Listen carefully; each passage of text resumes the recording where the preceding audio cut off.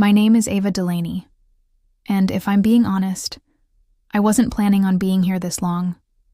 Not in this village, not in this life, not like this. I came to Westridge to disappear. Not forever, just long enough to breathe, long enough to forget the things I didn't want to carry anymore, long enough to silence the noise of a life that had grown too loud. I thought I'd stay a few months, rent the cottage, fix the broken fence, drink my tea in peace. But life, real life, has a strange way of sneaking up on you when you think you've found a quiet place to hide. And sometimes it doesn't come crashing in with a bang or a phone call. Sometimes it walks out of the fog on 4 hooves and locks eyes with you like it already knows who you are. It started on a Tuesday. The fog had rolled in earlier than usual that afternoon, thick and gray like wet wool hanging in the trees. I'd gone into town to pick up supplies: flour, apples, a replacement part for the kitchen tap I'd never get around to fixing. I remember standing in line at the hardware store, feeling the weight of the coming storm settle in my chest like a warning. But it wasn't the sky I should have been worried about. By the time I turned onto the narrow country road leading home, dusk had already begun to press against the windows of my old Land Rover. I drove slower than usual, headlights cutting through the mist like uncertain fingers. My mind was elsewhere, back in the past, as it so often was. I didn't even notice the shape at first. He stood at the edge of the road, just before the bend near the creek. Still, unmoving. His dark coat nearly invisible in the fog, except for the gleam of his eyes reflecting my headlights. I hit the brakes, heart stuttering. A horse. Alone. No halter, no lead rope. Just standing there like he'd been waiting for me. I stayed behind the wheel at first, engine idling. He didn't spook, didn't bolt. He watched me. Not the way animals usually do, skittish and uncertain, but calm, curious, like he recognized me.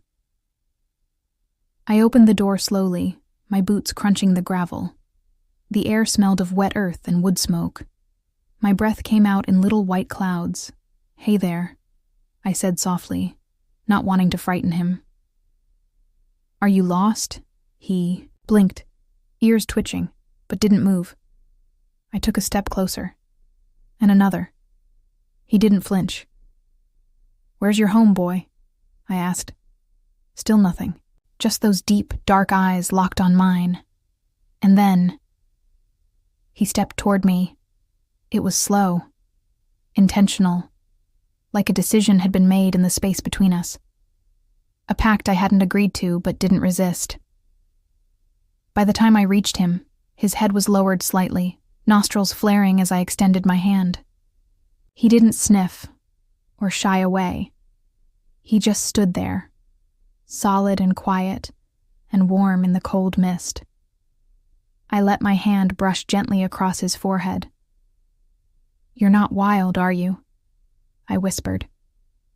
He didn't answer, of course. But something about his stillness, his presence, felt deliberate.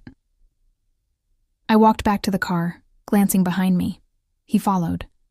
At first I thought it was a fluke. Maybe he was just curious. Maybe he'd wander off.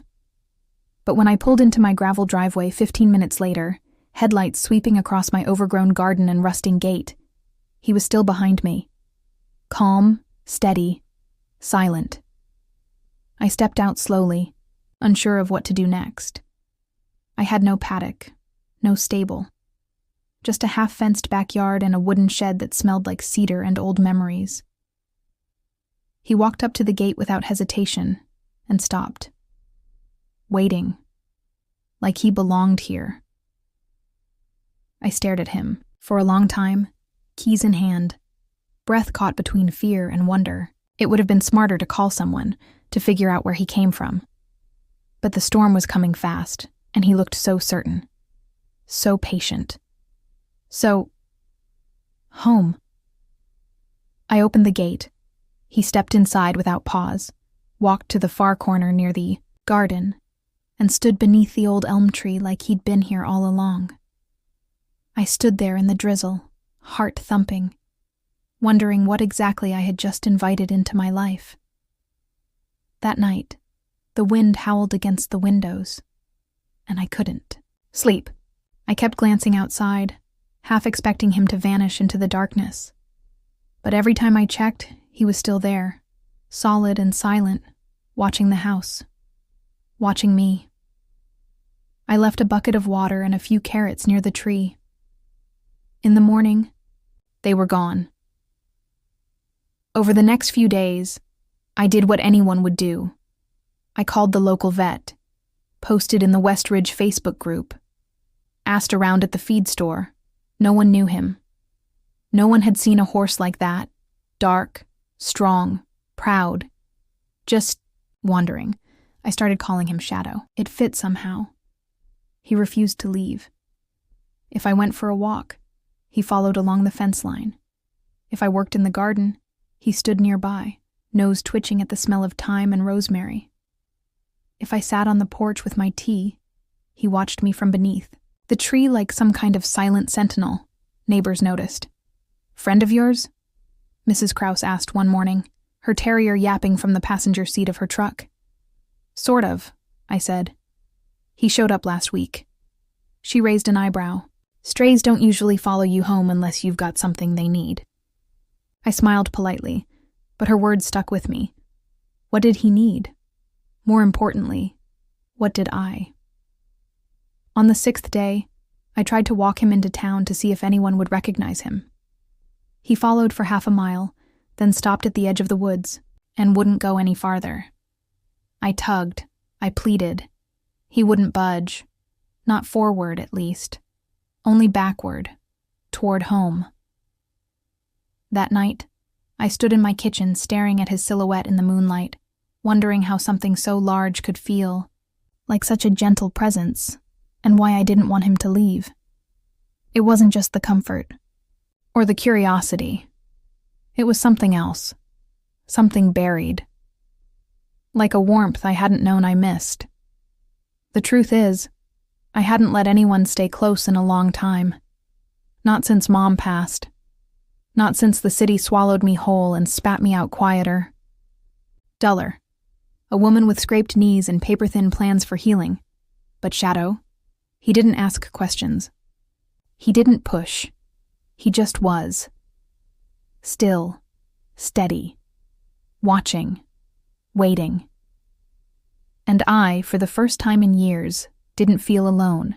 It was the second week when I stopped calling it temporary. At first, I kept telling myself he'd leave, that someone would show up, that he had a home, somewhere. Horses didn't just appear in people's lives like wandering spirits and decide to stay. But Shadow wasn't most horses. He was unbranded, unchipped, and somehow, even the local vet, Dr. Kenner, was puzzled. "He's healthy," she said, running her hand along his flank with practiced ease. "No signs of neglect. Clean teeth. Well fed. He's been around people. But there's no ID, and no one's reported him missing." She looked at me then. That curious look I was getting used to, the one that asked more than her words ever did. "He just showed up?" she asked again, as if the story would change on the third telling. "Yes, on the road. He followed me home." Dr. Kenner gave Shadow one last pat, then turned toward me. "Well, Miss Delaney, sometimes they pick us." I didn't say anything, not because I didn't agree, but because the thought hit too deep, too fast. I kept the posts up online, checked the county, lost animal listings daily, drove to nearby stables and rescue centers with printed flyers. Nothing. Not one person looking for a large, dark gelding with intelligent eyes and a calm presence. No tearful owners, no frantic calls. Just silence. It was like he'd stepped out of the fog and into my life without a past. And I had no idea what to do with that. I started building him a shelter. Nothing fancy, just a lean-to in the corner of the yard using old barnwood I found behind the tool shed. It gave me something to do with my hands, something to focus on besides the endless silence of my own thoughts. He watched me the whole time, never got in the way, never wandered off, just stood nearby as if supervising. Occasionally, when I dropped a board or smacked my thumb with the hammer, I'd glance over and swear he looked amused. "You could help, you know," I muttered one day, rubbing a sore wrist. Shadow took a step closer and bumped my shoulder with his nose. I blinked. "That's it, huh? Moral support?" He stared, unblinking. I laughed, really laughed, for the first time in weeks. That evening, he lay down in the straw under the new shelter like he'd always known it was his. The neighbors grew curious. Westridge was a small village and word spread quickly. "You keeping him now?" asked Jim Porter, the postman, as he handed me a package and gestured toward the grazing horse. "I don't know," I said honestly. "He hasn't left, and no one's come looking." Jim scratched his beard. "Might be fate. Some say animals know where they're needed." I didn't respond, but the words lingered long after he was gone. Shadow was unlike any horse I'd known. He was gentle, but not timid. Quiet, but not distant. If I stood still, he would come close. If I cried, he would nudge my hand. If I walked the perimeter of the property, he would follow a few steps behind like a shadow, as if afraid to let me drift too far away. It was a rhythm we'd fallen into, unspoken, simple, natural, still. I hesitated to call him mine. I'd lost too many things in life to hold anything too tightly, and I wasn't sure I deserved him. One afternoon, I tried to test the boundary. I opened the front gate wide, left the property unlatched. No rope, no fence. Just open space stretching back toward the hills. He looked at it, then at me. I turned my back and walked away, my heart pounding. Wanting him to stay, but giving him the choice not to. Minutes passed. Maybe 10. Maybe more. And then, hoofbeats behind me. Slow. Steady.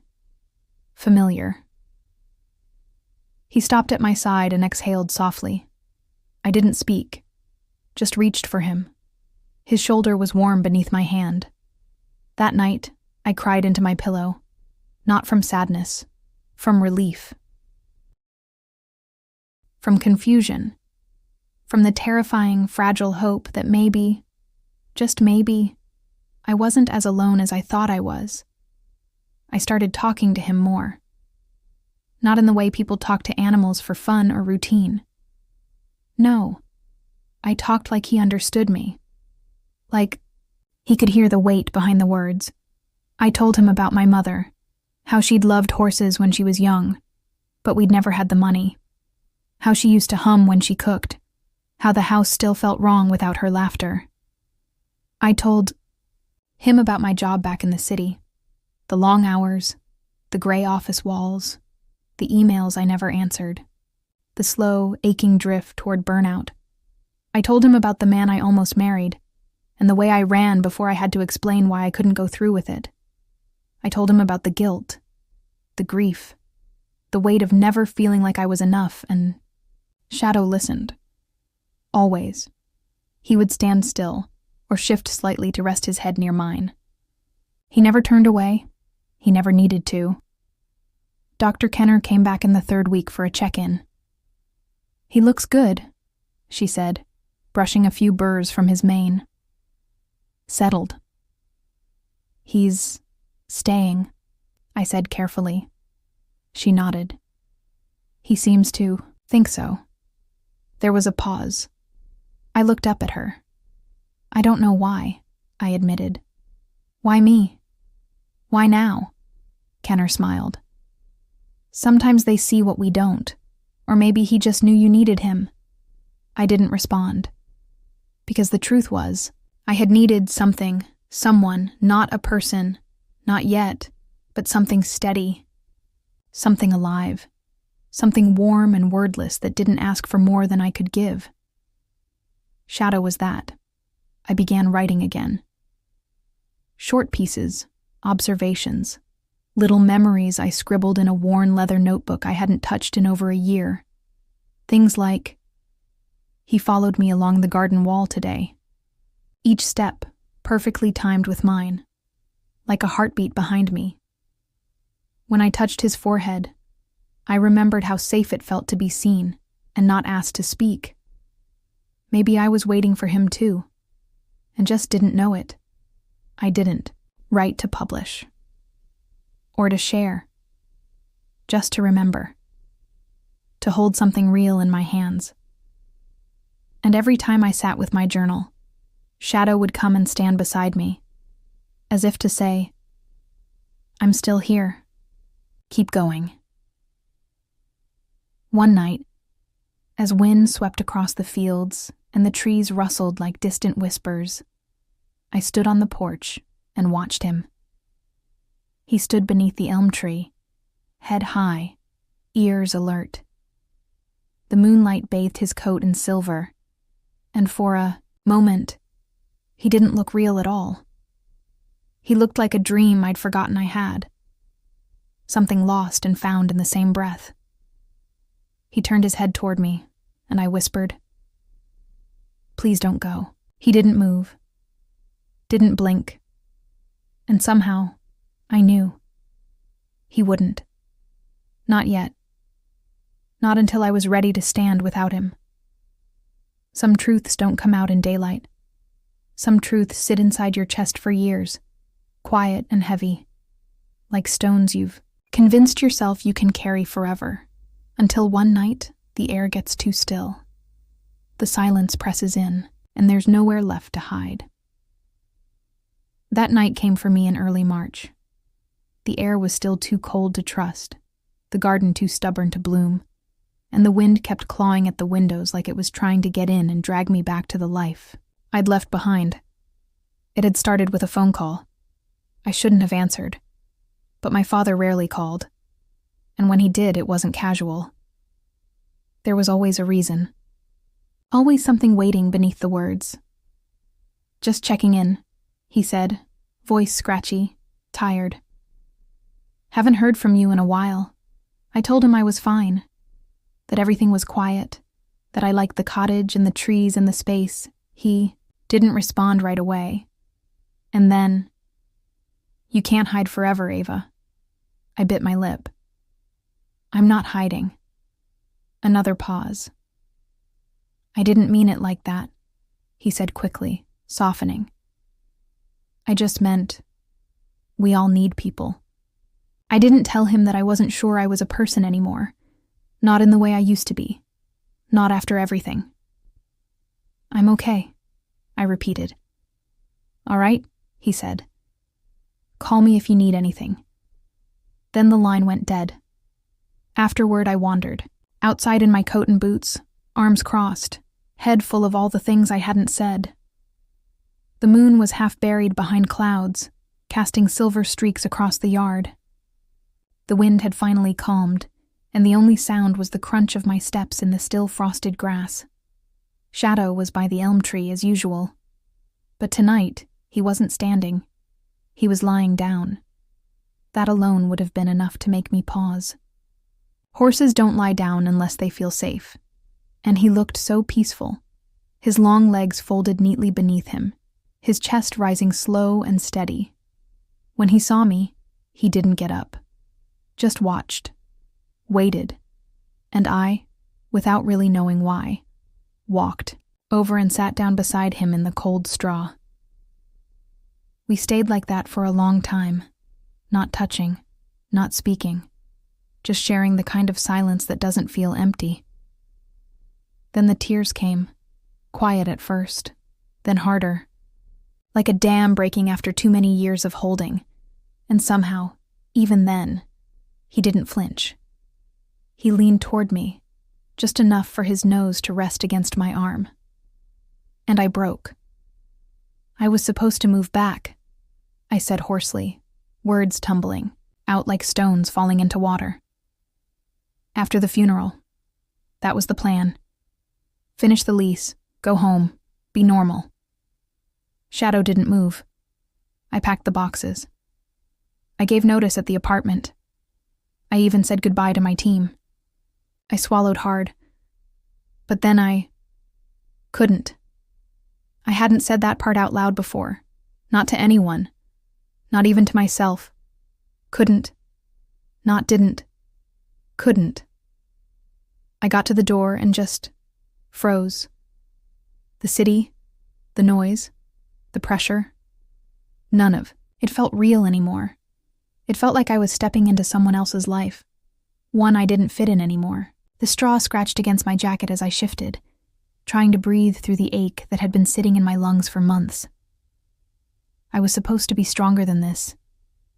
Shadow exhaled through his nose. Slow, deep, like the world didn't need me to be anything but what I was. I don't even know who I am anymore. I turned my head, and for the first time, I really looked at him. Not just his shape or his presence, but the quiet intelligence in his eyes. The stillness that said, I know, and I'm not leaving. It was the kind of look I'd never gotten from a person. Not without strings, not without judgment or expectations. And maybe that's what broke me open the rest of the way. Because after that, the words didn't stop. I told him about my mother, how she used to brush my hair while humming softly, how she smelled like lavender and vanilla, how she'd call me my brave girl, even when I cried over scraped knees and broken plans, and how she slipped away in a hospital bed while I was stuck in a board meeting, arguing about marketing metrics. I told him about the silence that came afterward, how my father couldn't speak her name without flinching, how friends gave me space and then never came back, how I threw myself into work like it was a life raft, and ended up drowning anyway. I didn't mean to run, I whispered. I just didn't know how else to survive. Shadow shifted, closer, so gently I barely noticed, and rested his head across my lap. It startled me. The weight of it, the trust, the warmth. I froze, tears still clinging to my cheeks, as my fingers slowly found their way to his mane, and for the first time in a long, long while, I felt human again. Not whole, not healed, but real, tangible, present. I didn't speak for the rest of the night. I just sat there with him beneath the stars, until the chill settled into my bones and the numbness into something quieter, something manageable. When I finally stood, Shadow rose with me. We walked back to the porch together, step for step. Shadow paused at the stairs, then settled beside the railing like he'd made himself a post. I watched him from the doorway.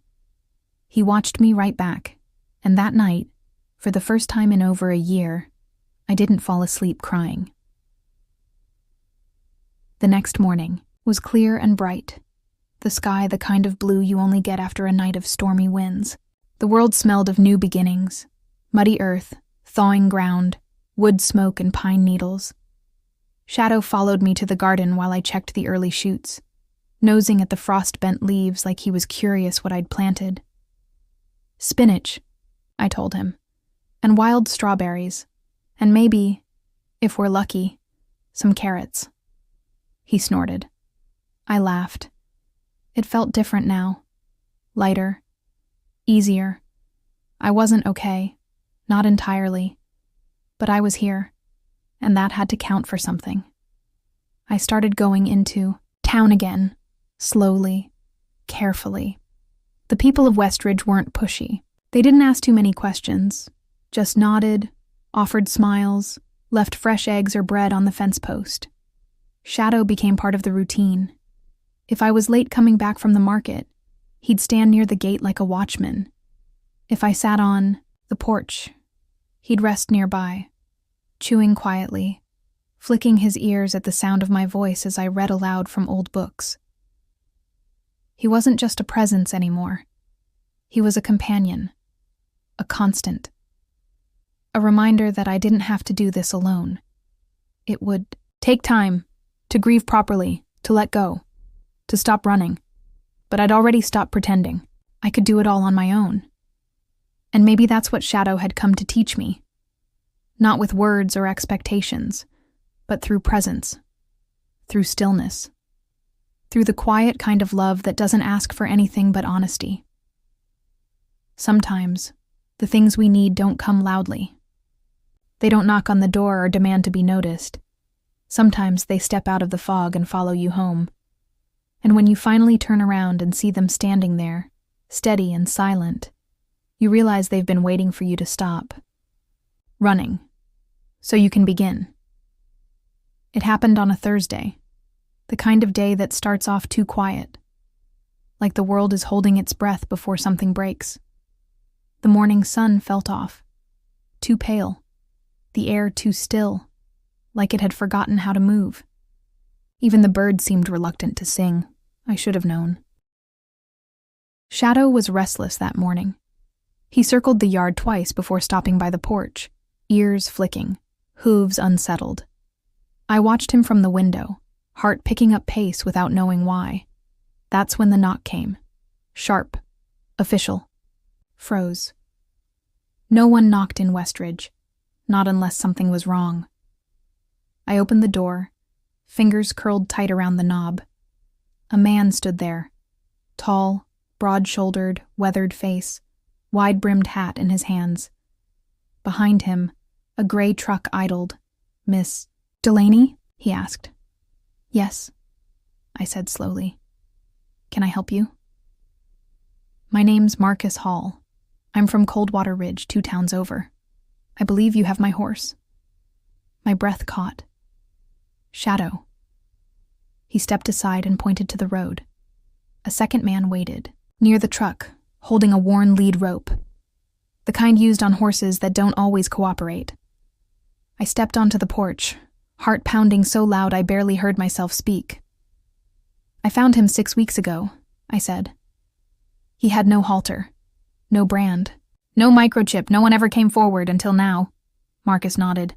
"I've been looking, but he wasn't mine to lose, not really. Belonged to a friend who passed. I took over the ranch, didn't even know he was gone until recently. Saw your post online, recognized him right away." His words were steady, but something about them didn't sit right. I glanced at Shadow. He stood a few feet away, body still, eyes locked on the strangers. Not frightened, but alert. He didn't move, didn't step forward, didn't recognize them. I took a breath. "He doesn't seem to know you." "That horse don't know much of anything," Marcus said with a shrug. "He's just stock. Never had a bond with people." That made my chest tighten. Shadow wasn't just stock. I knew it, felt it, and he absolutely had a bond with me. "I'd like to see proof," I said, straighter now. "Photos, vet records, anything." Marcus's jaw twitched. "Lady, I don't have time for games. He's mine, and I'd like to take him home before this gets complicated." I didn't move, neither did Shadow. The second man, silent until now, started approaching with the rope. Shadow took one step back, then another. "No," I said louder than I meant to. "Stop." The man paused. "We don't have all day." "Then, come back with papers," I said firmly, "because until then, you're not touching him." Marcus stepped forward. "You don't want trouble, Miss Delaney." I stared at him. "I'm not afraid of trouble," I said, "but you should be afraid of stealing a horse without proof." He scoffed. "Stealing? He's mine." "Then prove it." A tense silence. Then, reluctantly, Marcus turned. "We'll be back. With what you want." They left. The truck tires kicked gravel all the way down the road. I exhaled for the first time in minutes. My hands were shaking. Shadow walked up to the porch and nudged me, gentle, solid, like he knew I'd been holding something in. "I won't," Let them take you, I whispered. Not without a fight. His breath warmed my arm. It wasn't just a horse standing beside me. It was a choice, and I had to make mine. That night, I barely slept. My thoughts raced in circles. What if Marcus did have documents? What if he found a way to prove ownership? What if the law didn't care how I felt? Would they take Shadow anyway? I sat at the kitchen table until nearly dawn, scribbling notes, collecting vet records, printing screenshots of my online posts, the dates, the messages, the lack of response. I called Dr. Kenner first thing in the morning. She came out with files, photos, a quiet fire in her eyes. He didn't look neglected, she said. But he wasn't bonded either, not the way he is with you. I'll say that under oath if needed. I hope it won't come to that, I said. She looked at me. But you're ready if it does? I nodded. I have to be. By noon, the truck was back. Marcus stood at the gate with a thick folder and a smug expression. I brought proof, he said. I opened the gate, heart hammering. The papers were real. Ownership transfer from his late friend's estate. Photographs. Registration under a different name. Diesel, a gelding, dark coat, no markings. My stomach twisted. It could be him, technically, legally, but not truly. Why didn't he come to you? I asked. Marcus shrugged. Some horses are dumb. My eyes narrowed. Or maybe some owners don't care enough to earn trust. His nostrils flared. This isn't about trust. It's about property. I turned to Shadow. He stood just beyond, the porch now unmoving, waiting, and something in me snapped. No, I said quietly. He's not property. He's mine, Marcus growled. He's not a machine, I snapped. He's a soul, and he chose to stay here. He didn't run from the storm to end up as someone's burden. Marcus laughed. Lady, you've gone soft. Maybe, I said, stepping between him and the horse. But I won't let you take him. You can't stop me. I can call the sheriff. He looked like he might lunge. Then he stopped. The second man, still near the truck, called out. She'll fight you in court, Marcus. You want the bad press? Marcus glared, then threw the folder onto the dirt and walked off, muttering, This ain't over. The truck vanished again, this time faster. I knelt on the grass, heart racing, as Shadow walked up and nudged my cheek gently. I rested my forehead against his neck. I tried to let you go, I whispered. I thought maybe that was the right thing. But I was wrong. He didn't move. He didn't need to. The next day, I filed paperwork to adopt him legally. Dr. Kenner helped. So did the town's local magistrate who'd seen the photos, the evidence, and the story. The law was complicated. But sometimes, justice is simple. He'd been abandoned. I'd taken him in, cared for him, loved him, and he'd never once left. Not even when the gate was open. Not even when others came calling. He stayed. That mattered. Weeks passed. The garden began to grow. Shadow rested beneath the tree like he owned the earth. Neighbors smiled more often. Someone left a carved wooden sign at my gate. Welcome home, Shadow. I hung it with care, and I realized one warm morning, as I watched him trot along the edge of the yard, tail flicking in the breeze, my life had changed.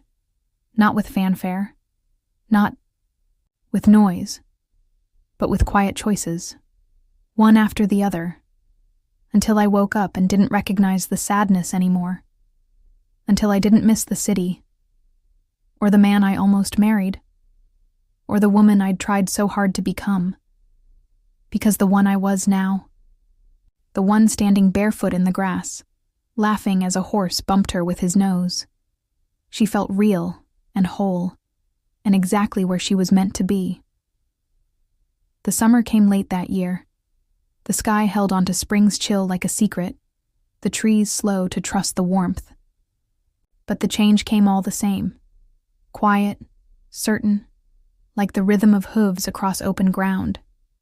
Shadow had settled. So had I. But just when I thought the story had found its ending, life did what it always does. It turned the page. It began with a knock, again. But this one wasn't sharp or threatening. It was slow, hesitant. I opened the door and found a young woman standing on the porch. Brown hair in a braid, faded jeans, nervous eyes. "Hi," she said. "Sorry to bother you. I think you might have my horse." My heart stopped.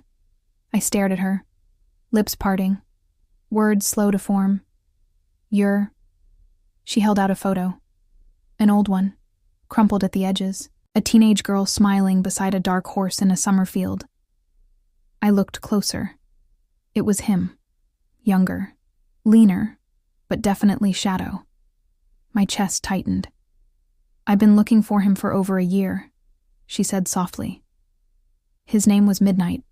My stepfather sold him when I left for college. Said we couldn't afford to keep him." She swallowed. I didn't know until it was too late. My hands trembled as I passed the photo back. "I call him Shadow," I said. She smiled faintly. "That fits him too." I didn't know what to say. I didn't want to lose him. But I saw the truth in her eyes. The kind of heartbreak that never gets loud. The kind that lives in silence and echo. And I knew what I had to do. We walked to the paddock. Shadow stood by the elm tree, head raised, watching us. When she stepped forward and whispered, "Midnight," he flicked an ear. Then, nothing. No rush. No reunion. He just stood there, calm and still, as if waiting for permission to respond. The girl knelt, tears filling her eyes. "I'm so sorry," she whispered. "I never wanted to leave you." I didn't know what he did. "I tried to find you, but..." Her voice cracked. Shadow stepped closer and nuzzled her hair, gently, softly, but without urgency. I turned away, biting the inside of my cheek, unsure whether to feel relief or heartbreak. After a while, she stood and looked at me. "I can't take him," she said. I blinked. "What?" "He's not mine anymore. Not really. He stayed here, with you. That means something." I opened my mouth, but no sound came. She smiled sadly. I just needed to know he was okay. And then she left. That night I sat on the porch, with Shadow beside me, the sky painted in deep orange and lavender. My hands rested on my lap. His breath warmed the space between us. "She loved you," I said. "And you loved her. I saw it." He didn't move. I turned toward him. "Why did you stay with me?" The wind stirred the leaves. A bird called out in the trees. Shadow exhaled, and somehow I understood. Because sometimes love doesn't mean going back. Sometimes it means choosing again. Choosing now. Choosing still. The next morning brought the storm. Dark clouds. Lightning cracking against the hills. Rain hammering the roof like it was trying to break in. I ran to the shed to check on supplies. Shadow followed close, tense, muscles twitching under his coat. Thunder boomed. Then, a crack. Wood splintering. The large elm near the garden split at the base. Half of it crashed across the yard, tearing through the fence. I screamed. Shadow reared, startled, then bolted toward the open road. "No!" I shouted, running after him. Mud grabbed at my boots. Rain blurred my vision. I chased him through the broken gate, heart pounding. But he was fast, faster than I'd ever seen. Disappearing, down the road like smoke, and just like that, he was gone. I searched all night, through the hills, the woods, calling his name, whispering, pleading. Nothing, not a sound, not a trace, just the rain and the wind and the ache in my chest. Morning came too bright, too quiet. I sat on the porch, soaked and shivering, hands wrapped around a mug of cold tea. He was gone, and this time, I was the one who'd been left. 2 days passed. Neighbors helped me rebuild the fence. Dr. Kenner came by with soft words and warm blankets. But the yard felt wrong. Empty. The silence wasn't peaceful anymore. It was hollow. I started leaving the gate open, just in case. On the third night, I heard it, hoofbeats, soft, steady, like a memory returning.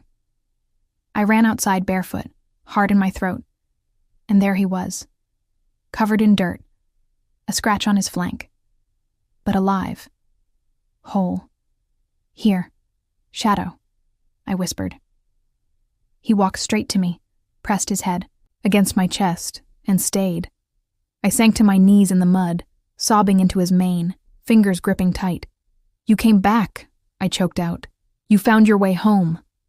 His breath was warm on my shoulder. He hadn't run. He'd survived. He'd returned. Not just to the house, but to me. Later that night, when the stars finally returned and the wind softened, I lit a candle and sat beside him in the paddock. He rested, his head in my lap, and I whispered everything I'd never said. "Before you came, this house wasn't mine. It was just a place, 4 walls to hide in. But you made it feel like something worth staying for, like I didn't have to keep running," he snorted softly. I smiled through tears. "I don't know what you are. A horse, a shadow, a ghost, a gift." I rested my hand on his neck. "But I know this. You chose me. Again and again. Even when you could have left. Even when the world tried to take you back." I looked up at the sky, and I swore I heard it breathing. We built a new fence together, planted new flowers, hung a wind chime from the rebuilt tree. I found a rhythm I'd never had before, not in the city, not in the world I'd once chased, because now I didn't need to chase anything. I had everything I needed. Right here. A home, a life, and him. People sometimes ask why I stayed in Westridge, why I never went back to the job, the city, the noise. I tell them the truth. A horse followed me home one night, and when the world tried to take him away, he refused to leave. So I stayed too.